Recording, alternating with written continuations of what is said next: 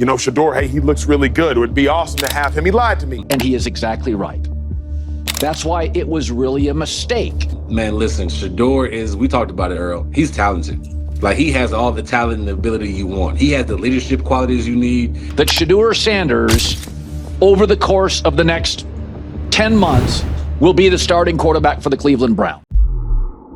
Look, I've been researching the NFL deeply for the last 7 to 8 years, and what I think I'm seeing right now is not normal.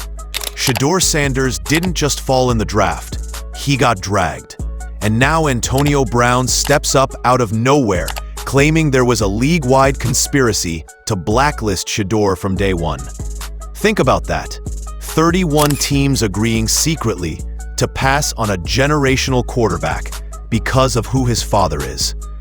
If this is true, it's the biggest draft scandal since the league's founding. Is Antonio Brown crazy? Maybe. But sometimes it takes the loudest voice in the room to say what everybody else is afraid to admit. Something doesn't add up.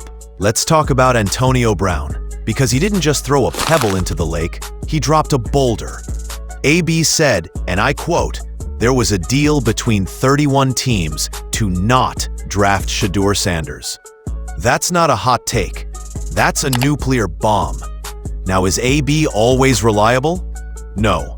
But when a guy with nothing to lose starts pointing fingers at billion-dollar organizations, it makes you wonder, what does he know that we don't? Is he bitter? Or bold enough to pull the curtain back on what really goes on in draft war rooms?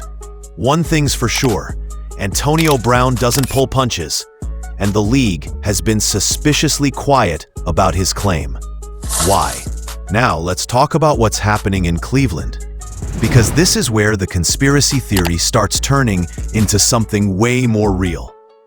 Browns owner Jimmy Haslam literally said on record, "If you told me we were picking Shedeur, I would have said that's not happening." Excuse me? That's your quarterback. That's the guy you just drafted. Why is the owner distancing himself from the pick? He blamed it all on the GM. That's not just weird. That's sketchy. Almost like Haslam is covering his tracks for breaking a secret agreement.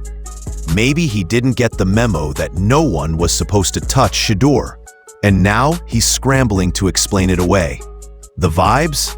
Suspicious. Remember this. Shedeur Sanders was a projected top 10 pick going into the college season. NFL scouts praised his accuracy, his poise, his command. But then the slide began. Slowly at first, then violently. By draft day, he went in the 5th round. Why? He skipped the Senior Bowl. He didn't do the combine. Too much drama with Dion. Please, you're telling me those things dropped a franchise-caliber QB from the 1st to the 5th? Nah, that wasn't a fall. That was a push, a coordinated effort. What if the league decided he needed to be humbled? That no Coach Prime legacy would walk in and change the NFL's order? That's not evaluation. That's control. Fast forward to training camp, and things get even stranger. Reports say Shedeur is 4th on the depth chart, throwing to equipment staff while Darnold and Flacco get all the real reps. That's not normal. That's not development. That looks like a setup. Either the Browns are trying to break him mentally, or they're proving why 31 teams didn't want him. But think about this. If the Browns did break some kind of unspoken league rule by drafting Shedeur, maybe this is their punishment. Maybe they're sabotaging him on purpose. Or maybe they're just regretting the heat that came with it. Either way, the training camp narrative is starting to smell off. And look, I've been watching this game closely for nearly a decade, and I've seen some ugly stuff. Holdouts, tampering, even bounty scandals. But this has layers. It's not just about one player. It's about who that player is. Shedeur Sanders isn't just a quarterback. He's Dion's son. He's flashy. He's outspoken. He's a threat to the old guard. The NFL likes its quarterbacks to fall in line, buttoned up, media-trained, quiet. That's not Shedeur. So instead of embracing the future, did the league try to bury it? Did the NFL on purpose say no to an entire generation of swagger and confidence? If so, they've messed with the wrong family. So what's the truth here? Is this just wild speculation and internet noise? Or are we witnessing a live unraveling of a conspiracy the NFL never wanted exposed? Antonio Brown, Jimmy Haslam, the draft slide, and Shedeur's treatment in camp, they all connect. And here's the crazy part. We may never get official proof, but the signs, they're screaming at us, and I'll be the one to say it.